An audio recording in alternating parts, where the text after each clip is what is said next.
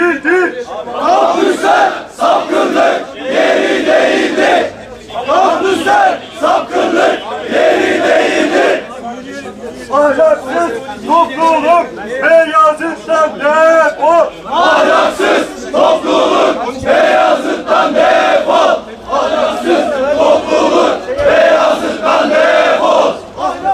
Beyazıt uyuma, onursuza alışma. Beyazıt uyuma, onursuza alışma. Beyazıt uyuma, onursuza alışma. Allah'ın boyası, fıtratın çağrısı. Allah'ın boyası, fıtratın çağrısı. Allah'ın boyası, fıtratın çağrısı.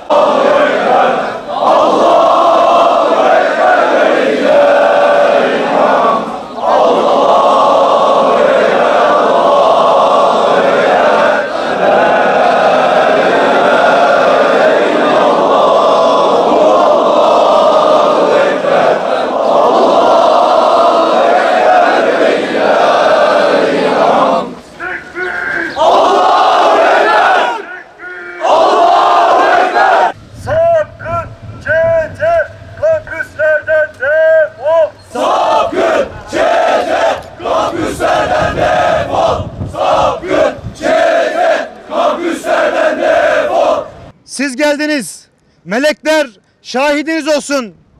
Ya Rab, biz buraya bir isyanla karşı koymaya geldik. Son dakika haberi vereyim gençler. İptal etmişler. Tekbir! Tekbir! Kardeşlerim! Kardeşlerim!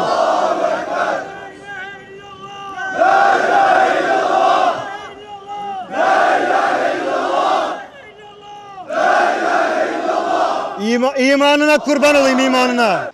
Bize buraya sahip çıkacağız deyince dediler ki babanızın tapulu malı mı? İşte tapu! Tekbir! Tekbir! Bu sokaklar, bu meydan, bu şehir babamızın malıdır. Kimseye vermeyiz. İslam kalacak.